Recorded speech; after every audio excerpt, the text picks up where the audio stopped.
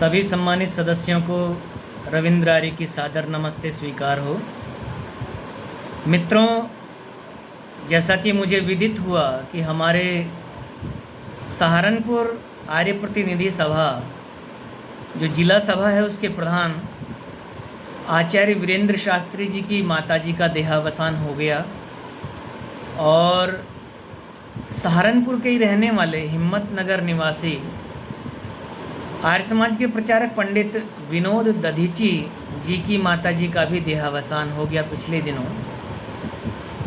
और जैसा कि मुझे पता चला कि आज 3 सितंबर रविवार को उनके लिए श्रद्धांजलि सभा, शोक सभा रखी गई है। मैं प्रभु से इन दोनों माताओं, इन दोनों दिवंगत आत्माओं के लिए सद्गति की, मोक्ष की कामना करता हूँ। प्रभु से ये प्रार्थना करता हूँ कि इनके चले जाने से परिवार के जो लोग हैं उनके व्याकुल हृदयों को, जो शोक संतप्त हृदय हैं, अशांत हृदय हैं, उनको शांति प्राप्त हो, ऐसी मैं प्रभु से उनके प्रति कामना करता हूँ। और आइए इस अवसर पर कुछ विचार आपके समक्ष प्रस्तुत करता हूँ। यह जो प्रसंग इन दोनों परिवारों में हुआ है, जिस प्रसंग को हम लोग मृत्यु के नाम से जानते हैं, यह मृत्यु क्या है? वैसे तो इस विषय पर बहुत सारे विद्वानों ने प्रवचन किए, बहुत सारे ग्रंथ भी लिखे गए हैं, लेकिन फिर भी आज तक मृत्यु को बहुत सारे लोग जानते नहीं हैं कि मृत्यु क्या है। अक्सर ये देखा जाता है कि जब किसी की मृत्यु होती है तो उस मृत्यु के समय परिवार वाले भी रो रहे हैं और जिसकी मृत्यु हो रही है वो भी रो रहा है। चलिए, उस व्यक्ति का तो थोड़ा सा समझ में आता है जिसकी मृत्यु हो रही है। हालांकि हम गरुड़ पुराण इत्यादि ग्रंथों को नहीं मानते, पर गरुड़ पुराण का ऐसा मानना है कि जब किसी की मृत्यु होती है तो उसको इतनी असहनीय पीड़ा होती है कि जैसे उसके पूरे शरीर पर सैकड़ों बिच्छुओं ने डंक मार दिया। तो इस प्रकार की असहनीय पीड़ा जब उसको होती है तो उस पीड़ा में कष्ट होना और आँखों में आंसू आना, दर्द से तड़पना, ये स्वाभाविक चीज़ है। और वैसे भी जब शरीर छूटता है तो आत्मा को शारीरिक भी और मानसिक भी कष्ट होता है। तो इन दोनों कष्टों के होते हुए उसको रोते हुए देखना, ये एक साधारण सी, सामान्य सी बात है। और अपना कोई शरीर छोड़ करके जा रहा है, उसको जाते हुए देखना और एकदम से अपने को असमर्थ पाना कि हम कुछ कर नहीं पा रहे। हमारे पास पैसा बहुत है, हमारे पास बहुत शक्ति है, धन की, जन की, सब तरह का बल है, शक्ति है, लेकिन हमारे पिताजी हैं, हमारी माता हैं, हमारा पुत्र है, पत्नी है, पति है, भाई है, बहन है, ये हमारी आंखों के सामने हमको छोड़ करके जा रहे हैं और हम इन्हें रोक भी नहीं पा रहे, कुछ नहीं कर पा रहे हैं हम। तो वो जो असमर्थ होने का भाव है, वो जो मजबूरी है, वो जो विवशता है, बहुत से लोग उस विवशता को और जाने वाले के प्रति जिसका जितना मोह का बंधन जितना मजबूत होता है उसको उतना दुख होता है, उसके वियोग का, बिछुड़ने का। और जिसका बंधन जितना कमज़ोर होता है उसको उतना ही कम दुख होता है। तो ये तो रहा एक साधारण सा कारण कि जब कोई जाता है या किसी का कोई जाता है तो ये दोनों लोग क्यों रोते, उसका एक साधारण सा कारण। परंतु दार्शनिक दृष्टि से यदि देखा जाए तो जब किसी की मृत्यु होती है, किसी का शरीर छूटता है, तो उस व्यक्ति को भी रोना उचित नहीं है।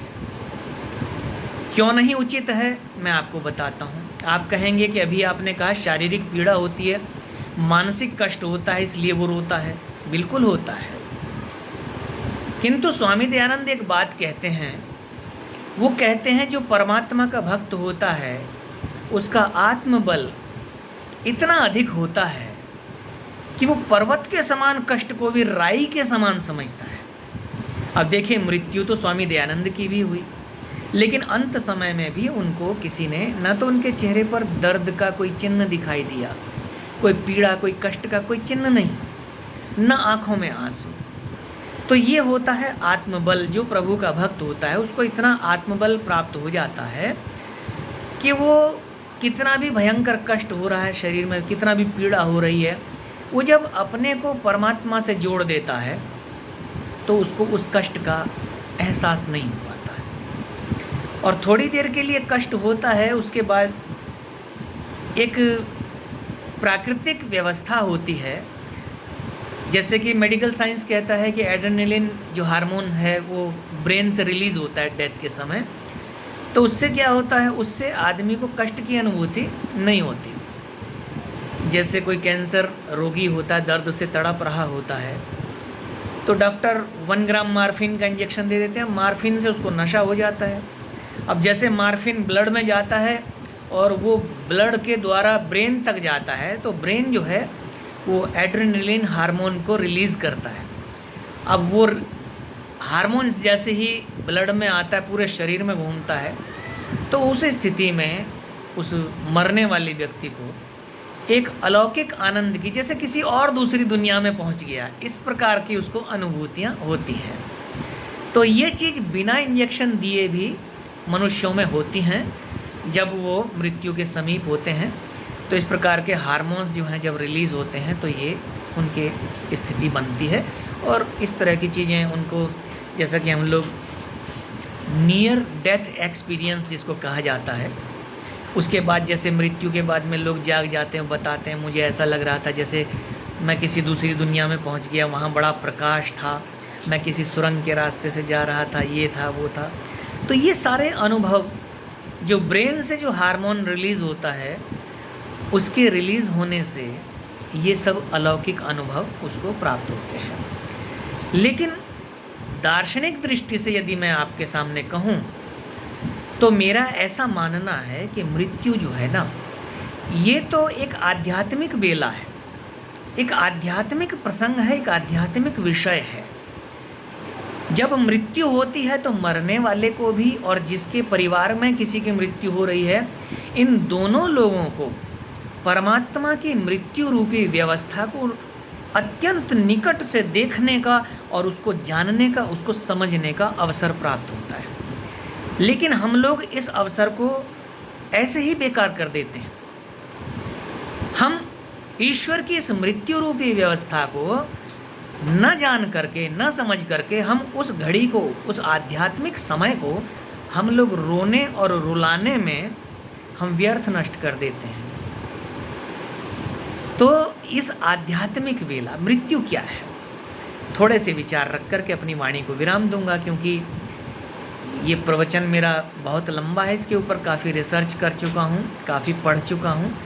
तो वो सारी चीज़ें अभी वीडियो के माध्यम से यहाँ डालने का समय मेरे पास नहीं है, तो संक्षेप में थोड़ा सा मैं संकेत मात्र आपको कर रहा हूँ कि मृत्यु क्या है। तो सीधे सीधे शब्दों में मोचयति इति मृत्यु, जो छुड़ा देता है उसका नाम मृत्यु है। किस से छुड़ा देता है? अब आपका उत्तर होगा शरीर से। तो भाई शरीर से छुड़ा दिया, लेकिन दूसरा शरीर फिर प्राप्त हो जाएगा। तो इस शरीर को छोड़कर दूसरे शरीर को प्राप्त करना, ये तो गीता में भी लिखा है। श्री कृष्ण कह रहे हैं अर्जुन को कि जीव 4 गतियों को प्राप्त करता है। पहली, अब 4 अवस्थाएं हैं। पहली बाल्यावस्था है, दूसरी युवावस्था, तीसरी वृद्धावस्था, और फिर चौथी का नाम देहांतर प्राप्ति, यानी एक देह को छोड़कर दूसरी देह को प्राप्त कर लेता है। लेकिन मोचयति इति मृत्यु, ये किससे छुड़ाता है? ये मात्र शरीर से नहीं छुड़ाता है। इस शरीर से जो कुछ भी जुड़ा हुआ था उन सब से छुड़ा देता है। इस शरीर से जो परिवार जुड़ा था उस परिवार से भी छुड़ा देता है, और इस शरीर के साथ में जो हमारा धन दौलत, जो भी हमारी संपत्ति, भौतिक संपत्ति आदि, उससे भी छुड़ा देता है। इसके साथ ही इस शरीर के माध्यम से प्राप्त होने वाले सुख और दुख से भी छुड़ा देता है, भोगों से भी छुड़ा देता है। तो मात्र शरीर से नहीं छुड़ाता, और जिन लोगों को लगता है शरीर से छुड़ा देता है, तो शरीर से भी केवल भौतिक शरीर से छुड़ा देता है। जो सूक्ष्म शरीर और कारण शरीर है उनसे नहीं छुड़ाता, मात्र इस भौतिक शरीर से छुड़ाता है। क्यों छुड़ाता है वो शेष मैं कभी प्रवचन में आपको ये बताने का प्रयास करूंगा कि मृत्यु इस भौतिक शरीर से क्यों छुड़ाती है, कारण शरीर और सूक्ष्म शरीर से क्यों नहीं छुड़ा पाती। मैंने इस विषय में मेडिकल की बहुत सारी पुस्तकें पढ़ी और बहुत सारे अच्छे जो उच्च दर्जे के जो है मतलब हाई लेवल के जो डॉक्टर हैं, जो स्पेशलिस्ट हैं, वो मेरे साथ संपर्क में हैं और उनके साथ कभी कभी मेरी इन सब विषयों पर चर्चा होती है। कभी उन लोगों का फ़ोन भी आ जाता है कुछ पूछने के लिए, कभी हम लोग भी फ़ोन कर लेते हैं। और आध्यात्मिक पुस्तक भी मैंने काफ़ी पढ़ी है, नारायण स्वामी जी के मृत्यु रहस्य भी है और तमाम सारी पुस्तकें। अधिकतर पुस्तकें जो मैंने पढ़ी उनमें मुझे इस प्रकार से उदाहरण तो बहुत पढ़ने के लिए मिले हैं कि भाई फलां व्यक्ति फलां जगह पर मरा और फलां जगह पर उसका दूसरा जन्म हुआ, इससे मृत्यु के बाद पुनर्जन्म सिद्ध है। अब पुनर्जन्म सिद्ध करने के तो बहुत सारे प्रमाण पढ़े, परंतु मृत्यु रूपी व्यवस्था को जानने के लिए तो मुझे मेडिकल की किताबें भी बहुत पढ़नी पड़ी और आध्यात्मिक किताबें भी बहुत पढ़नी पड़ी। और मिला जुला करके जो मैंने अध्ययन किया, जो स्वाध्याय किया, जो उस पर रिसर्च किया, तो उसमें डॉक्टर लोग भी बहुत हद तक मुझसे सहमत हैं और हम सब लोग मिल कर के आगे बढ़ रहे हैं। हमारा लक्ष्य है कि मृत्यु के ऊपर एक रिसर्च करके एक कोई पुस्तक ऐसी लिखी जाए जिसमें मात्र पुनर्जन्म के उदाहरण ना हो, बल्कि मृत्यु रूपी व्यवस्था को आध्यात्मिक रूप से भी और मेडिकल लैंग्वेज के हिसाब से भी उसको डिफ़ाइन किया जाए, उसकी परिभाषा दी जाए कि मृत्यु क्या है और उसकी व्याख्या की जाए। तो शेष चर्चा निकट भविष्य में करेंगे। मृत्यु शरीर की होती है, आत्मा की होती है, किसकी होती है, ये सब विषय फिर कभी चर्चा करेंगे। आज इतना समय नहीं है। दिवंगत आत्मा दोनों माताओं के प्रति मैं परमात्मा से पुनः सद्गति की कामना करता हूँ और पारिवारिक जनों के शोक संतप्त, व्याकुल और अशांत हृदयों के लिए मैं परमात्मा से शांति की कामना करता हूँ।